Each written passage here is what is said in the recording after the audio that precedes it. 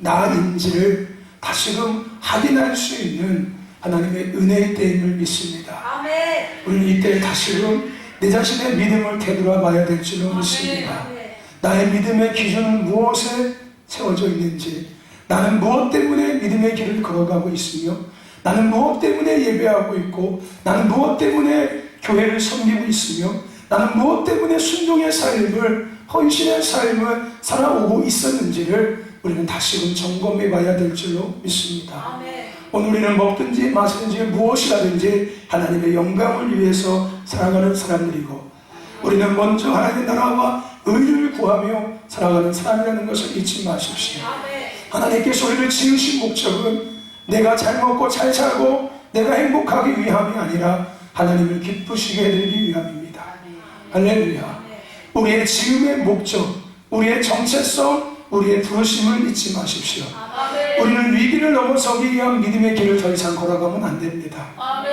할렐루야. 아멘. 문제를 해결하기 위한 믿음의 여정을 더 이상 걸어가면 안 됩니다. 아멘. 생존을 위한 믿음의 길을 더 이상 우리는 걸어가면 안 되는 거예요. 아멘. 경쟁을 위한 믿음의 길을 우리는 더 이상 걸어가면 안 됩니다. 아멘. 우리는 부르심을 이루기 위한 믿음의 길을 걸어가는 자가 되어야 될 줄로 믿습니다. 아멘. 우리가 믿는 이유는 부르심을 감당하기 위해서인 거고, 우리가 이 밤도 모여서 예배하고 기도하는 찬양하는 이유는 부르심을 감당하기 위해서입니다. 아멘. 각자의 부르심, 교회의 부르심을 우리는 감당하기 위해서 이 밤에도 함께 모여서 예배하고 있는 것이고, 할렐루야, 함께 기도했고 함께 찬양하고 있었습니다. 할렐루야. 이것이 우리의 믿음의 계속 여정 앞에 이루어져야 될 줄로 믿습니다. 아멘. 여러분, 세상에서 가장 미련한 존재는 짐승이 아니라 인간입니다. 가장 똑똑하다고 여기는 인간이 세상에서 가장 미련한 존재예요. 하물며 말 못하는 짐승들도 영리합니다. 주인이 누군지를 알아요. 주인이 누군지를 알고 주인 앞에 어떻게 하면 잘 보일 수 있고, 어떻게 하면 주인이 이뻐해주고, 어떻게 하면 주인이 먹을 것을 주고, 어떻게 하면 주인한테 사랑받는지를 하물며 말 못하는 짐승도 알고 있습니다. 근데 똑똑하다고 이야기하는 인간은 그러지 못해요. 어떻게 하면 더 주인을 이용해 먹을까 고민하고, 그죠? 이미 주인이 다 알고 있는데, 그죠? 그렇지 않습니까? 우리를 만드신 하나님은 우리의 생각까지도 알고 계시는데, 그죠? 어떻게 하면 내가 하나님을 이용할까? 이용해서 내 배를 채우고 내 만족을 채우고 내가 원하는 것들을 이룰 수 있을까? 가장 미련한 존재는 저와 여러분 인간인 것 같습니다. 할렐루야. 아멘. 여러분, 더욱이 왜 인간이 미련하냐면요, 똑같은 짓을 계속 반복하기 때문에 그래요. 물론 그것이 잘못된 것을 누군가가 이야기해 주지 않고, 그것이 옳지 않은 것을 누군가가 판단해 주지 않았다면 모르니까 충분히 그럴 수 있다고 생각할 수 있습니다. 하지만 하나님은 우리에게 수없이 말씀해 주셨어요. 더 이상 아니야. 그러다가 탈난다. 그거 아니야. 그건 네가 원하는 거잖아. 내가 원하는 건 그거 아니야. 그건 네가 하고 싶은 거고, 내가 하고 싶은 거, 내가 너를 통해서 하고 싶은 건 이거야. 하나님은 우리에게 수없이 말씀하셨고요, 하나님은 교회에게 수없이 말씀해 주셨어요. 그럼에도 불구하고 어리석은 우리들은 여전히 하나님의 말씀을 저기로 제쳐두고, 어차피 이것도 하나님을 위해서 하는 거니까 하나님이 이해하실 거야. 근데 하나님은 분명히 우리에게 말씀하세요. 그건 네가 하고 싶은 거지, 내가 원하는 건 아니야. 돌아와. 내가 원하는 것, 내가 너를 통해서 이루고 싶은 것, 네가 나의 손과 발이 되어줬으면 좋겠다. 그럼에도 불구하고 우리는 듣지 않는다는 거예요. 그걸 우리는 자존심이라고 이야기하죠. 근데 그것을 성경적으로 이야기하면 자기 교만입니다. 인간이 미련한 이유는 교만하기 때문에 그래요. 마치 자기가 모든 것을 알고 있는 것처럼, 마치 자기가 하고 있는 모든 것들이 합당한 것처럼, 옳은 것처럼 여기고 인정하고 살기 때문에요. 우리는 그래서 말씀 앞에 비춰봐야 될 줄로 믿습니다. 아멘. 아멘. 하나님께서 내게 지금 뭘 요구하고 계시는지, 하나님께서 교회에게 지금 뭘 원하고 계시는지, 하나님께서 이 시대 가운데 뭘 말씀하고 계시는지 우리는 들을 수 있어야 하고, 우리는 그대로 삶을 살아낼 수 있어야 될 줄 믿습니다. 아멘. 똑똑하게 살자고요. 하나님께서 만드신 존재답게, 하늘의 것들을 누린 자들답게, 할렐루야. 땅의 것들의 시선과 마음을 빼앗기지 말고, 땅의 것을 출렁출렁 내지 말고, 할렐루야. 하늘의 것에 반응하고, 하늘의 것들의 시선을 돌리고, 하늘의 것들의 귀를 열고, 하늘의 것들의 마음을 열고, 할렐루야. 영향을 받는 자가 아니라, 정복을 당하는 자가 아니라, 영향을 끼치고 정복하는 자의 삶을 살아갈 수 있기를 주의 이름으로 축원합니다. 축원합니다. 할렐루야. 아멘. 그런 좋아할 분 되었으면 좋겠습니다. 그런 신도교회가 되었으면 좋겠습니다. 여러분 안에 거룩한 분노가 있으십니까? 세상의 분노 말고요, 세상의 삶에 대한 분노 말고, 남편에 대한 분노, 딸에 대한 분노, 아들에 대한 분노, 아내에 대한 분노, 시어머니, 시아버지에 대한 분노, 부모에 대한 분노, 세상의 사람의 이웃에 대한 분노 말고 하나님 때문에 갖고 있는 거룩한 분노가 여러분에 있으십니까? 거룩한 분노를 회복하십시오. 아멘. 영적 싸움을 하는 군사가 거룩한 분노를 잃어버리면은 싸움할 의지가 생기지 않습니다. 왜 싸워야 하는지 이유를 모르고 싸우는 자체가 싫어져요. 싸움 자체를 피하기 시작하죠. 왜냐하면 거룩한 분노가 없으니까요. 내가 죄와하고 싸우고 싶은 마음도 안 드는 거예요. 내가 원수들과 싸우고 싶은 마음도 안 들고, 왜 싸워야 하는지, 굳이 그렇게 해야 하는지 라는 이상한 생각들이 들어오기 시작하죠. 어제 우리가 나눴던 말씀, 다윗은 그 안에 거룩한 분노가 있던 사람이었어요. 할렐루야. 그 어둠을 향해서 그 안에는 거룩한 분노가 있어서, 할렐루야, 자기의 생명도 전혀 눈에 보이지 않았어요. 내가 저거 죽이고 말 거야. 저 원수 내가 죽이고 말 거야. 여러분, 이런 분노가 있으십니까? 우리 다음 세대들 안에 이 거룩한 분노가 임하기를 소망합니다. 할렐루야. 아멘. 세상을 향한 분노가 아니라 하나님 때문에 가진 분노, 하나님의 이름이 망령되이 일컫는 모습을 보면서, 하나님의 이름을 신발피는 모습을 보면서 가질 수 있는 분노. 네가 뭔데 하나님의 이름을 함부로 여겨? 너희가 뭔데 하나님의 이름을 함부로 말해? 이 거룩한 분노 여러분의 입술을 축원합니다. 네가 뭔데 교회를 함부로 이야기해? 네가 뭔데 예수를 함부로 이야기해? 라고 생각할 수 있는 거룩한 분노. 할렐루야. 네가 뭔데 하나님의 교회를 문 닫게 만들어? 라고 여러분 안에 거룩한 분노가 있어야 합니다. 할렐루야. 아멘.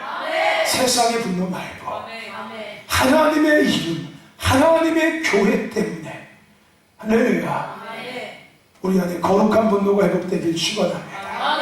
그 거룩한 분노는 기도의 불로 이루어지고, 찬양의 불로 이루어지고, 예배의 불로 이루어집니다. 할렐루야. 아멘. 여러분, 우리 부모 세대들이 과거에 갖고 있었던 것은 뭔지 아십니까? 배고픔, 가난 아니었어요. 그 가난을 이기고 싶고, 배고픔을 이기고 싶고, 그 세상의 그 많은 어려움들을 이기고 싶은 거룩한 분노가 있었어요. 내가 언제까지 이렇게 살 수는 없지. 내가 이렇게 살 수는 없지. 내가 반드시 이것을 이겨내야지. 이 원수들을 통해서 내가 더 이상 이렇게 가난 속에 살아갈 수 없지. 여러분 안에 오늘 거룩한 분노가 임하기를 축원합니다. 거룩한 분노가 있을 때 우리는 영적 전쟁에 두려워하지 않아요. 세상 것들이 우리에게 두려움을 줄 수 없습니다. 오히려 그것이 나에게 싸움의 대상이 되기 시작하는 거예요. 할렐루야. 잘됐다. 맨날 사자하고 늑대하고 싸웠었는데, 그거 재미없었는데 아주 너 잘 걸렸다. 아주. 그나마 사자하고 늑대들은 내가 기르는 양이나 해치려고 했지. 너는 하나님의 이름을 함부로 네가 얘기해? 너 오늘 잘 걸렸어. 너 오늘 죽어봐라. 오늘 이 다윗의 마음이 여러분에게 부어지기를 축원합니다. 할렐루야. 아멘. 그래서 영적 전쟁에 이기시길 축원합니다. 할렐루야. 아멘. 아멘. 하나님, 내게 거룩한 분노를 주옵소서. 정말 여러분 원하십니까? 남편, 아내에 대한 분노 말고요. 이웃에 대한 분노 말고, 시어머니, 시아버지, 사랑에 대한 분노 말고, 이 영적 어둠에 대한 거룩한 분노. 하나님 때문에 내가 갖는 거룩한 분노. 아멘. 심령이 불붙는 때가 돼요. 아멘. 하나님을 생각하면은, 하나님의 교회가 무너지는 것을 보면은, 심령이 불타올라야 합니다. 할렐루야. 아멘. 하나님의 교회가 문이 닫히는 것을 보면서 여러분 가슴이 불붙어져야 돼요. 아멘. 여러분 내일은 3.1운동이 있었던 3.1절입니다. 여러분 3.1운동, 대한독립 만세운동은 그냥 할 일 없는 사람들이 한 겁니까? 예? 그냥 나라의 영웅이 되고 싶어서 한 거예요. 그냥? 그 뭔가 지식이 있어서 뭔가 깨달아서 한 겁니까? 뭐가 있었던 거였어요? 나라를 향한 그 일본, 북한, 중국을 향한 거룩한 나라를 향한 분노가 있었습니다. 너희들이 뭔데 대한민국을 빼앗아.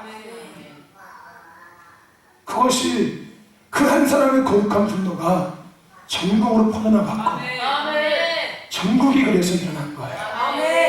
오늘 이 교회 안에 하나님을 향한 거룩한 분노를 가진 한 사람이 있다면 그 불은 대한민국에 퍼질 것입니다. 그 불이 대한민국에 퍼지면 대한민국은 회복될 것입니다.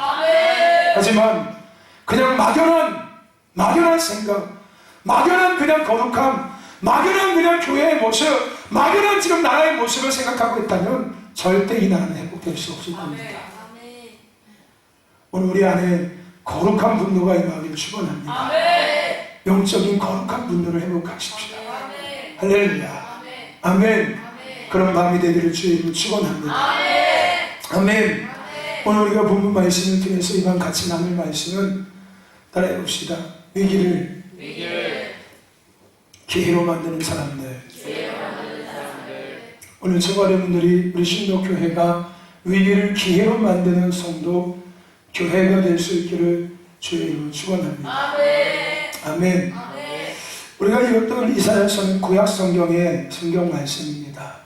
구약 성경은 시대를 중심으로 해서 흘러가고 있고 시대 속에 어떤 역사적인 사건들을 통해서 이루어져 있습니다. 그래서 우리는 구약 성경을 창조시대, 족장시대, 모세시대, 사사시대, 왕정시대, 포로시대, 포로기한 시대로 나뉘어서 볼 수가 있습니다. 시대를 통해서 우리가 하나님의 말씀을 보는 것 상당히 유익합니다.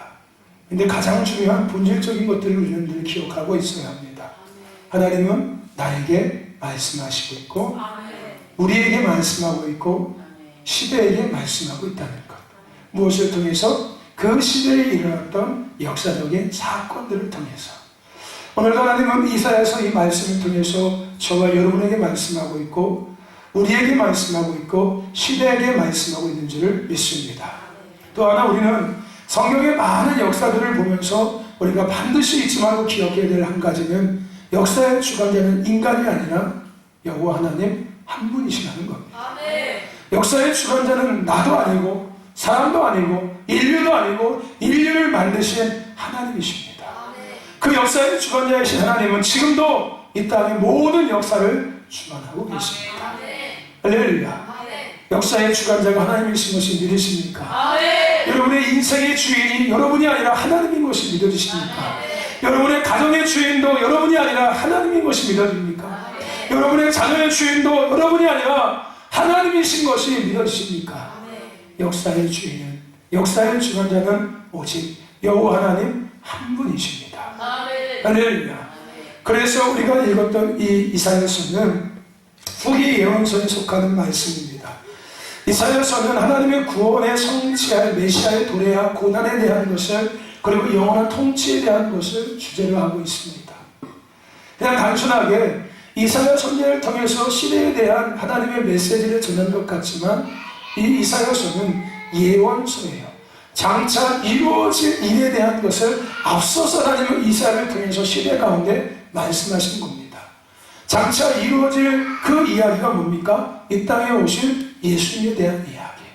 그리고 예수님이 이 땅에 오셔서 고난 받으시고, 또 예수님이 이 땅에 오셔서 고난 받으심을 넘어서 회복하시고 통치하시고 다스림에 대한 이러한 예언적인 것들이 기록되어져 있는 것이 이사야서의 말씀입니다. 이사야서는 66장으로 되어져 있습니다. 성경은 66권으로 되어져 있어요. 이사야서도 66장으로 되어져 있습니다.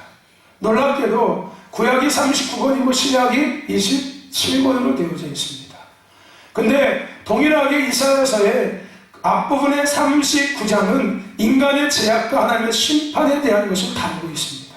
그리고 나머지 27장에 대한 이야기는 메시아의 사역, 구원, 축복에 대한 것들이 기록되어져 있습니다.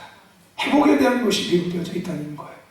성경의 구약 성경의 39권과 신약의 29권의 내용하고 동일하게 이사야서 66장은 이루어져 있습니다. 그래서 우리는 이사야서를 구약의 복음서라고도 우리는 이야기합니다. 그래서 이사야서를 이사야 복음이라고도 흔히 우리는 이야기합니다. 우리는 이 이사야를 통해서 택한 자를 버리시지 아니하시는 하나님의 사람, 남은 자, 할렐루야. 하나님은 택한 자를 버리지 아니하십니다. 할렐루야. 그리고 하나님은 반드시 하나님의 사람들을 남겨두신다는 거예요. 그래서 그들을 통해서 하나님은 다시 하나님의 구원의 역사를 시작하시는 분이 하나님이십니다. 아무리 극도로 타락했지만 하나님은 하나님의 백성을 버리지 아니하십니다. 할렐루야. 하나님은 그들을 다시 구속하십니다. 할렐루야. 아멘. 저와 여러분들, 오늘 우리는 이 마지막 때를 살아가고 있습니다. 여러분, 예수님께서 제자들에게 그런 말씀을 하셨어요. 내가 마지막 때에 참으로 믿는 자를 보겠다. 오늘 여러분, 그 예수님의 말씀의 주인공이 될 수 있길 바랍니다. 아멘. 참으로 믿는 자, 진짜 성도, 진짜 교회. 할렐루야. 아멘. 그럼 저와 여러분에게 축원합니다. 아멘. 시대가 마지막 때로 가까워가면 가까워질수록 더 혼탁해지고 더 혼란스러워질 것입니다. 하지만 더 분명하게 진짜 교회와 진짜 성도들은 더 분명하게 드러나기 시작할 거예요. 거룩한 가지치기라는 말 절대 잊지 말고 기억하십시오. 할렐루야. 계속 때가 가까워지면 가까울수록 거룩한 가지치기는 계속 행해질 것입니다. 여러분, 큰 교회가 결국은 흩어질 수밖에 없는 이유가 이 시대 가운데 우리에게 보여지고 있어요. 이제요. 큰 교회는 결국은 흩어질 수밖에 없습니다. 만약에 큰 교회가 정말 교회다운 교회로 대형 교회가 되었다면 아마도 이 나라는 이렇게 되지 않았을 것 같아요. 그렇죠? 큰 교회가 큰 교회의 역할을 하지 못하고 오히려 대기업이 되어서 사람의 눈치를 보고 세상의 눈치를 보며 세상의 문화와 기준과 가치관을 따라가며 기업적인 교회가 되었기 때문에 결국 하나님은 초대교회를 흩으신 것처럼 하나님은 대형 교회들을 흩으시죠. 얼마 전에 분당의 그 지구촌 교회인가 이창수 목사님께서 얼마 전에 엄청난 선포를 하셨죠. 본 교회를 300개 교회로 흩으신다고 선포하셨습니다. 그 교회 정도가 10,000명인가 되는데 300개 교회로 교회를 쪼개겠다고 이야기했어요. 교회를 흩어버리겠다고 본인 스스로가 교회에 선포했습니다. 더 이상 대형 교회는 존재의 필요성이 없다. 차라리 작은 교회들이 다시 일어나는 것이 오히려 낫다. 그래서 그 교회를 300개 교회로 다 흩으기로 당회에다가 교회에다 선포했습니다. 예배 시간에. 그 일을 시작할 것이라고. 옳은 것인 것 같습니다. 옳은 것 같아요. 얼마 전에 우리가 주일날 같이 말씀 나눴죠. 마지막 때는 메가처치는 더 이상 존재할 수 없습니다. 소그룹의 가정교회들이, 소형교회들이 불릴 듯 일어나게 될 것인데, 더 중요한 것은요, 그래서 하나님이 이때에 본질의 회복을 말씀하고 계십니다. 교회가 교회다워지는 것, 성도가 성도다워지는 것, 예배가 예배다워지는 것들을 하나님 이 시간 가운데, 이 시즌 가운데 하나님 교회들에게, 주의 종들에게, 성도들에게 말씀하고 있습니다. 그렇게 흩어진 작은 교회들이 이제 잘못된 기존의 기성세대의 잘못된 믿음 안에서 다시 똑같은 악순환의 고리를 반복하는 것이 아니라 이제는 진짜 교회다운 교회들로, 하나님이 주인된 교회, 하나님의 주인된 예배, 하나님의 나라와 뜻을 위해서 생명까지도 아끼지 않는 성도들의 삶으로 그렇게 세워진 교회들과 하나님은 교회들을 흩으신 교회들 가운데 그 본질에서 교회들이 다시금 일어나게 하시는 그런 은혜를 베푸시고 있다고 저는 나름대로 생각해 봅니다. 할렐루야. 그래서 우리 신도교회가 복 있는 교회예요. 흩어지지 않고 우리는 본질로 이미 돌아가고 있으니까. 어떤 상황이 앞서기 전에 우리는 이미 2년 전부터, 그죠? 3년 전부터 우리는 그리스도인의 삶에 대한 것들을 함께 나눴고, 교회가 무엇이고 성도가 무엇이며 예배의 본질이 무엇이고 기도와 찬양과 모든 것의 본질이 무엇이며 우리가 왜 존재하고 있고 우리가 무엇에서 살아가야 하며, 할렐루야, 아멘, 믿음의 목적이 무엇인지를 우리는 계속해서 하나님을 통해서 나누었고 우리는 그 가운데 계속해서 세워졌기 때문에 그렇습니다. 아멘. 만약에 우리도 그렇지 않았다면 우리 똑같은 그 영역 아래 있었을 거예요. 우리도 아마 문을 닫고 예배하는 그 교회 중에 한 교회가 됐을 것입니다. 오늘 저와 여러분들, 오늘 우리는 이 시대에 거룩한 가지치기를 당하는 자가 아니라, 할렐루야, 남겨진 자가 되어야 될 줄로 믿습니다. 더 나아가서 우리뿐만 아니라 이 일을 통해서 대한민국이 다시금 거룩한 하나님의 나라로 회복되는 역사가 있기를 간절히 소망합니다. 이스라엘을 통해서 우리는 택한 자를 버리시지 아니하시는 하나님의 사랑과 나머지에 대한 것을 이야기할 수 있습니다. 근데 우리가 나눴던 오늘 이사야서 6장 말씀 전에 1장부터 12장까지에 대한 내용을 우리는 생각할 필요가 있습니다. 이 1장부터 12장까지는 유다에 대한 예언이 기록되어져 있습니다. 근데 그 중에서 우리가 읽은 말씀 전에 1장부터 5장까지의 내용이 어떤 내용이냐면은 유다의 타락에 대한 것을 이야기하고 있습니다. 유다의 타락. 유다는 어떤 나라입니까? 하나님의 선민이었어요. 택한 민족, 택한 족속이었습니다. 그렇게 택함받은 민족, 택함받은 족속이 타락한 것들을 기록하고 있는 것이 1장부터 5장까지입니다. 그리고 하나님은 이사야를 통해서 그들의 타락을 지적하시며 회개할 것을 하나님은 말씀하고 있습니다. 하나님은 회개를 촉구하고 있어요. 1장부터 5장까지. 그리고 거기서 끝나는 것이 아니라 회개하지 않으면 심판하실 것이라는 심판에 대한 경고도 함께 하나님이 이사야를 통해서 유다에게 행하게 하셨습니다. 특히 1장부터 5장까지는 히스기야 왕 시대의 제약에 대한 것을 이야기하면서 북이스라엘의 멸망한 후에 아수르의 위협을 받고 있는 유다, 그러한 위기 상황에도 불구하고 백성이 회개치 않고 오히려 더 악함에 빠지고 더 제약에 빠지게 되는 이야기. 그럼에도 불구하고 유다를 향한 하나님의 사랑, 이것이 기록되어져 있습니다. 우리들의 모습과 똑같은 것 같아요. 지나온 우리들의 삶과 똑같은 것 같습니다. 회개하라고 우리들의 제약을 하나님은 수없이 말씀하셨는데도 그것을 듣지 않고 여전히 더 악한 죄를 저지르고 있고 더 자기 교만에 빠져 있고 더 자기 의에 빠져서 살아가고 있는 우리들의 모습인 것 같기도 합니다. 근데 그 가운데도 하나님의 사랑이 불타오르고 있다는 거예요. 그러면서 이 1장부터 5장 내용 중에서 1장에 어떤 것이 기록되어 있냐면은 유다의 제약에 대한 모습인데요. 어떤 모습이 있냐면은 유다가 무슨 이야기를 하냐면은 하나님이 없다고 이야기합니다. 유다 백성들이 얼마나 제약에 빠졌냐면요, 하나님이 없대요. 여러분 아마 이 시대에도 그런 사람들이 있을 것 같아요. 하나님이 어디 있냐고. 하나님이 있으면은 이렇게 됐겠냐고 나라가. 기도하면 무슨 소용이 있냐고. 여태까지 기도한 만큼은 뭐냐고. 우리가 기도를 안 했냐고. 오늘 유다가 그랬습니다. 하나님이 어디 있냐고. 하나님이 없다고 그들은 이야기했어요. 더 나아가서 그들은 돌이킬 줄 몰랐습니다. 끝없이 그 걸음을 멈추지 않고 달려갔어요.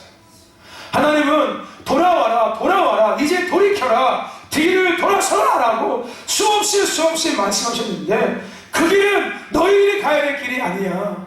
그 길은 심판과 재앙의 길이야 라고 분명한 의의 길, 하나님이 원하시는 길을 말씀하신 불구하고 그들은 돌이킬 줄 몰랐습니다. 그리고 그들은 불의를 치고하는 자들이었어요. 무슨 얘기냐면요, 하나님의 의가 뭔지를 알면서도 그 의를 행하기보다는 오히려 정욕을 쫓아가고 자신들의 이익을 추구하는 자들이었다는 거예요. 누가요? 유다 백성들이요. 예수 믿는 자들에 대한 이야기를 하고 있는 거예요. 믿지 않는 자들이 이렇게 했던 것이 아니라 믿는 자들이 그 당시에 이렇게 살았다는 거예요. 하나님이 없다고 이야기했고 돌이킬 줄 몰랐고 더 나아가서 불의를 치고하는 자들이었어요. 불의를 멀리하는 자들이 아니라 불의와 맞서 싸우는 자들이 아니라 그냥 불의를 인정했다. 죄를 그냥 인정해버렸다고요. 얘가 죄 짓고 있으면 그래 네가 죄했으니까 네가 당할 거야. 네가 돈 때릴까요? 왜 얘기 아십니까? 야! 죄 짓는 거야 너 회개해 임마! 라고 얘기한 게 아니라 그래요 네가 저긴 거니까 네가 알아서 해라. 네가 당하지 내가 당했냐? 이게 뭐예요? 불의를 보고 그냥 내버렸다는 거예요. 내가 아니면 그만이니까. 내가 안 당하면 그만이니까. 여러분 이게 그럴듯한 것 같죠? 그죠? 네 여러분 이거는 예수님의 마음하고 전혀 다른 마음이에요. 예수님은 영혼을 향한 불타는 사랑을 갖고 있었어요. 아멘. 할렐루야. 예수님이 이 땅에 오신 것은 병든 자를 고치시려 왔고요. 아멘. 죄에 빠진 자를 구원하기 위해서 오셨어요. 오늘 우리는 예수를 믿는 사람이지 않습니까? 그죠? 예수님의 구원의 은혜를 누렸잖아요. 근데 죄를 짓고 죽어가는 자들을 그냥 보고 있다는 것은 내 안에 예수님이 없다는 거죠. 내 안에 예수의 생명이 없으니까 그게 그냥 당연스럽게 인정되죠. 근데 여러분 그것이 단순하게 나에서 끝날 것 같습니까? 안 그래요. 내가 했으면 저 사람도 하고 저 사람도 하고 똑같은 거예요. 그럼 누가 누구를 구원하겠습니까? 그죠? 영혼에 대한 사랑이 없는데 네 삶이니까 난 몰라. 네가 하나님께 벌 받는 거지 내가 벌 받냐? 나만 아니는데 나만 아니면 그만이야. 여러분 예수님은 함께 하셨던 분이셨습니다. 아멘. 예수님은 함께 하셨지 너는 너무 나는 나라고 하지 않으셨어요. 그러면 예수님은 십자가에 죽으신 이유가 없었지요. 그치? 네 죄는 네 죄잖아. 네가 네 죄값 받아. 여러분 오늘 예수 믿는 우리에게 가장 위험한 그럴듯한 이 유혹, 이 혼미함 잘 생각하십시오. 남의 죄악을 그냥 죄로 인정하고 남의 죄를 어차피 네가 저지른 거니까 난 몰라라고 그냥 그것을 치부해버리는 거예요. 그렇다고 여러분들이 그 죄를 지적하라는 얘기는 아니에요. 하나님의 뜻인 문제는 분명히 제시해야죠. 1000번이 됐든 10,000번이 됐든 100만 번이 됐든 하나님께서 그만해라 라고 할 때까지. 무슨 얘기인지 아십니까? 이거는 예수 믿는 사람들에게 거룩한 책임입니다. 왜 대한민국에 전도의 불이 꺼졌는지 아십니까? 바로 나 혼자 사는 것 때문에 그래요. 나는 너고 너는 너야. 이기주의가 한국 사회에 풀어지기 시작하니까 전도에 대한 마음이 있을 필요가 없지. 너는 너고 나는 나야. 예전에는 정이라는 것이 있었거든요. 함께 하는 거였어요. 천국도 함께 가야겠고, 축복도 함께 받아야겠고, 은혜도 함께 받아야겠고, 성령도 함께 누려야겠어요. 근데 이제는 그 어둠이 풀어냈던 너는 너고 나는 나라는 이 그럴듯한 이 문화에 교회가 휩쓸려가고 예수님의 손에 휩쓸려가서 이제 나만 아니면 돼. 나만 천국 가면 돼. 하물며 주의 종들도 이런 생각 갖고 있어요. 하물며 교회 안에 종직들도 이런 생각 갖고 있습니다. 교회 안에 리더자들은 그 구역원과 기관원들 책임지는 사람이에요.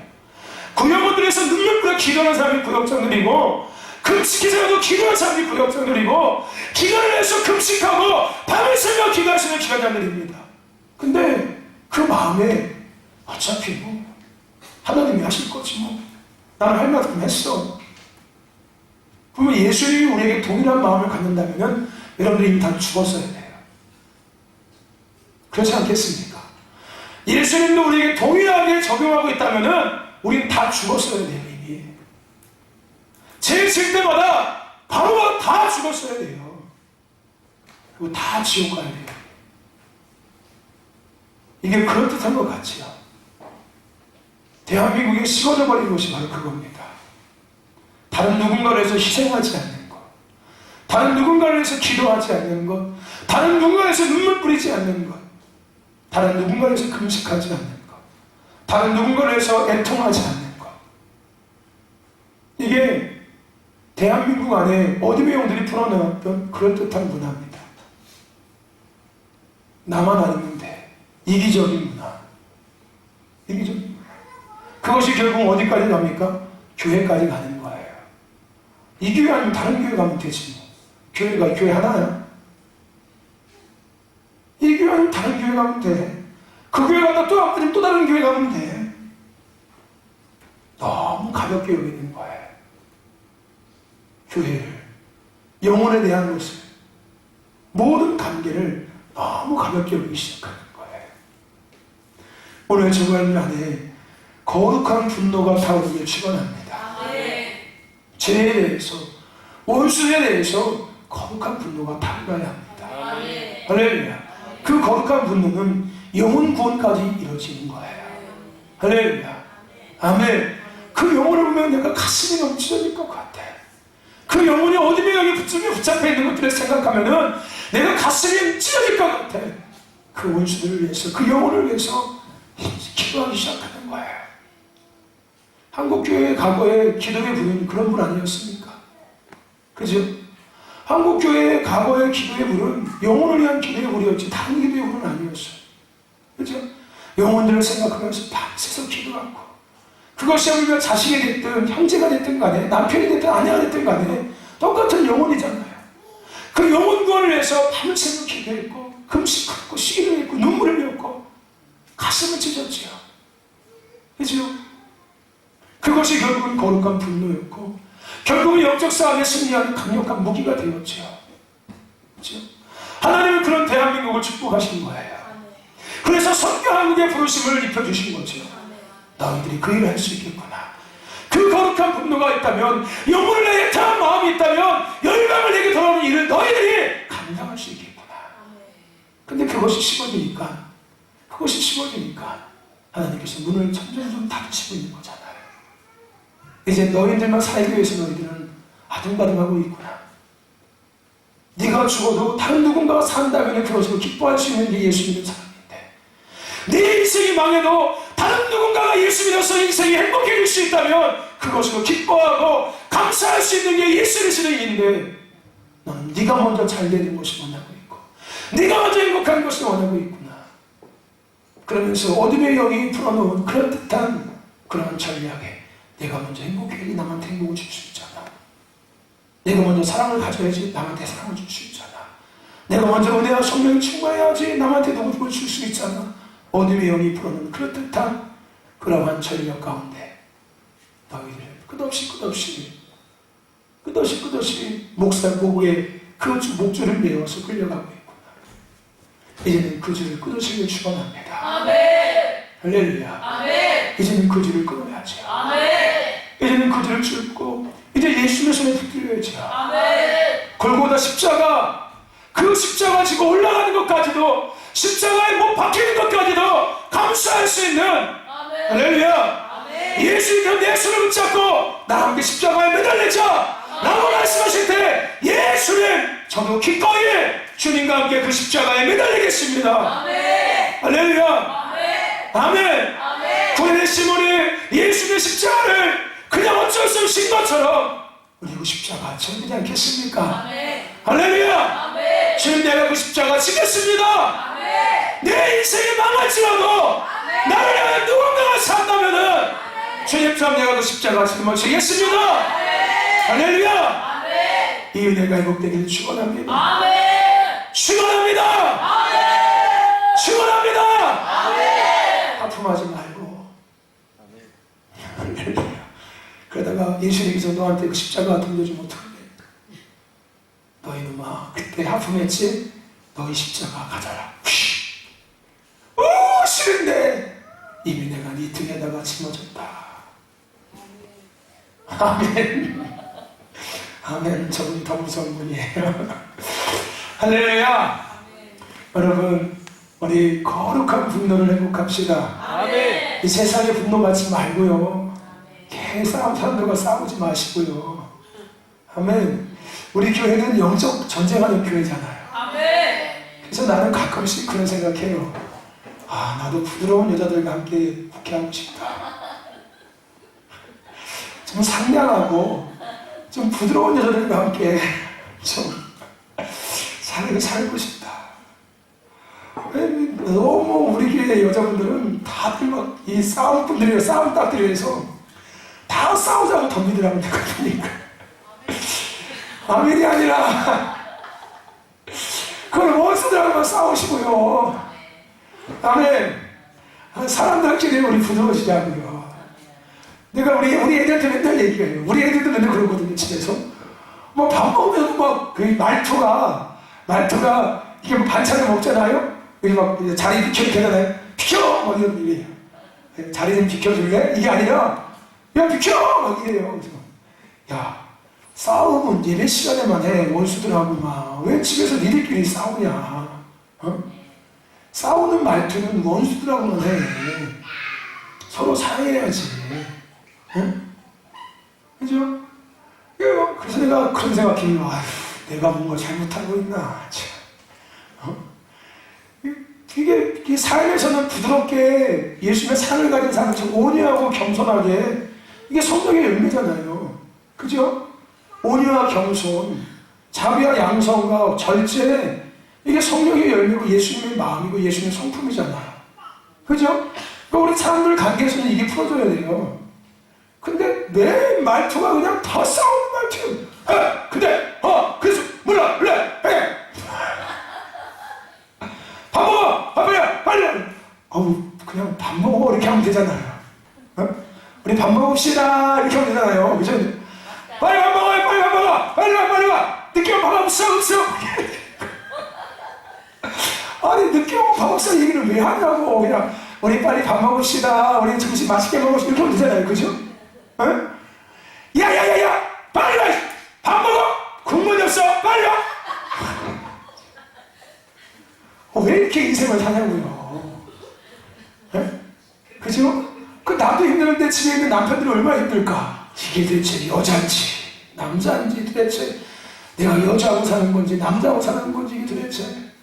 난 분명히 장가갈 때 여자하고 장가갔는데 분명히 갈수록 여자가 아니라 남자가 되기 시작하니. 그죠? 그러니 밖에 나가서 여자를 보면 눈이 돌아가지. 그죠?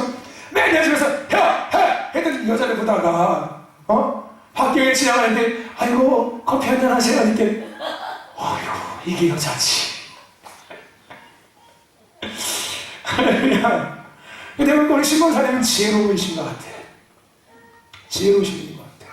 싸울 때는 막 싸우고 또 집에 가서는 아주 겸손하게 여자처럼 그냥 자기야, 네, 저녁 드셨어요? 네, 뭐 해드릴까요? 이러잖아. 난 저런 여자랑 사는 아니 조심해야지. 취소. 하십시오. 아니 취소. 나는 우리 아내한테 충분히 만족합니다. 주님 감사합니다. 만족해야지. 할렐루야. 다뭐 집수는 짝이 뜨는데 뭐 그런 말이니까 내가 좀 잘해지 뭐. 할렐루야. 아멘. 예, 거룩한 분노 갖지 않고 이 사람에 대한 분노 갖지 말고 우리 온수들에 대해서만 거룩한 분노를 가지고 우리 사람한테는 한없이 사랑이 많고 겸손하고 온유한 그리스도인들이 되자고요. 할렐루야. 아멘. 이러한 상황 속에서 우리가 읽은 본문 말씀에 하나님은 하나님의 사람을 찾고 계십니다. 이게 가장 중요한 오늘 말씀의 포인트예요.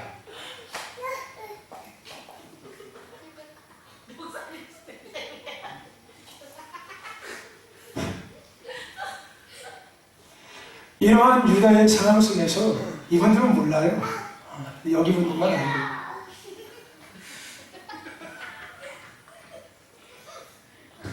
이런 상황 속에서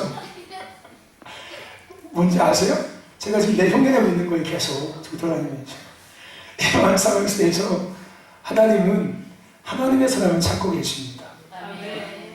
유다 백성이 이렇게 극도로 타락한 상황 속에서 하나님은 무엇을 위해서? 유다의 회복을 위해서 하나님의 사람을 찾고 계시는 거예요.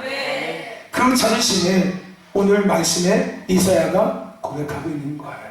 내가 이때에 누군가를 보내야겠는데 나의 백성을 회복하기 위해서 저 백성을 구원하기 위해서 구원시키기 위해서 저 백성을 돌이키게 하기 위해서 나의 교회를 다시 교회로 회복하기 위해서 나를 위한 예배를 다시 예배되게 회복되기 위해서 나의 성도를 다시 성도로 회복하게 하기 위해서 누군가가 필요한데 내가 누구를 보낼까? 하나님께서 물으실 때 오늘 이사야가 하나님께 고백한 거예요. 주여 내가 여기 있사오니 나를 보내시옵소서. 여러분 지금 유다의 상황은 충분한 위기의 상황입니다. 하나님의 심판의 진노가 극에 달한 상황이었어요. 근데 위기의 상황 속에서 오늘 이사야는 그 위기를 기회로 만든 사람이었습니다. 할렐루야. 아멘.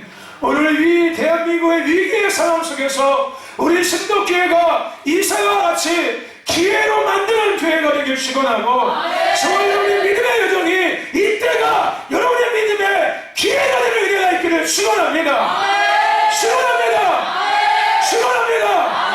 이것이 여러분의 믿음의 위기가 아니라 새로운 기회가 되는 역사가 있기를 축원하고 이것이 교회의 위기가 아니라 새로운 역사의 기회가 되는 은혜가 있기를 축원합니다. 할렐루야. 아멘. 여러분 세상에는 위기 속에 위기를 위기로 만드는 사람이 있는 반면에 위기를 기회로 여기는 사람이 있었습니다. 여러분 지금은 고인이 되신 고 현대제철의 정주영 회장님, 그죠? 그렇지 않습니까? 그분도 마찬가지였잖아요. 그죠? 그 바다에 무슨 말도 안 되는, 그죠? 무슨 자동차 공장, 제철소, 그 당시에는 말도 안 되는 상황이었어요. 하지만 그는 그곳에다가 그 바다를 막고 거기다가 제철소를 만들고, 그죠? 거기다 자동차 회사를 만들고, 그죠? 건설 회사를 세워나가고. 저와 여러분들 위기를 기회로 만드는 자가 되시기를 주님 축원합니다. 여러분 위기는 다음을 위한 시작의 시간입니다. 위기는 끝의 시간이 아니에요. 위기는 반드시 위기 다음을 위한 마지막 시간입니다. 위기가 끝나고 나면은 반드시 새로움이 있어요. 아멘. 즉 위기는 다음을 시작하기 위한 시작의 시기. 위기는 새로운 시작을 준비하는 마지막 단계가 위기입니다. 할렐루야. 여러분 터널 끝에는 반드시 빛이 존재합니다. 터널은 계속 터널이 아니에요. 반드시 끝이 있고 끝에는 반드시 빛이 존재합니다. 그 빛이 있음을 알고 그것을 준비하는 사람은 터널 속에 있어도 두렵지 않습니다. 왜요? 끝이 있다는 걸 알고 있고요. 그 끝 다음에는 빛이 나온다는 것을 알고 있고, 이제 터널 끝에 빛이 나올 때 나는 무엇을 해야 될지를 그는 미리 준비하고 있기 때문에요. 할렐루야. 오늘 이런 은혜가 저와 여러분 가운데 있기를 주님 축원합니다.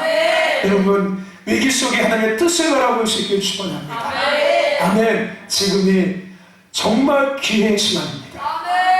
이 마지막 때 큰일을 감당할 수 있는, 큰일을 증거할 수 있는 교회, 성도, 하나님의 사람이 될 수 있는 가장 마지막 기회의 시간이에요. 이 위기 속에서 하나님을 바라보고 하나님의 뜻을 알게 된다면 위기가 끝나고 나서 여러분들은 멋지게 비상할 것입니다. 할렐루야. 멋있게 비상할 거예요. 큰일을 증거하게 될 것이고 큰일을 감당하는 그런 하나님의 통로가 될 것입니다. 마태복음 9장 35절 38절에 예수님께서 모든 도시와 마을을 돌아다니시면서 유대 사람의 여러 회당에서 가르치시고 하나님의 나라의 복음을 선포하셨습니다. 그리고 온갖 질병과 온갖 아픔을 고쳐주셨습니다. 그리고 예수께서 무리를 보시고 그들을 불쌍히 여겼습니다. 그러면서 뭐라고 이야기했냐면요, 그들은 마치 목자 없는 양과 같이 고생에 지쳐서 기운이 빠져 그들에게 수수할 것은 많은데 일꾼이 적다라고 말씀하셨습니다. 수수해서 휘어진 것은 곡식은 많은데 저것을 수수할 일꾼이 적다.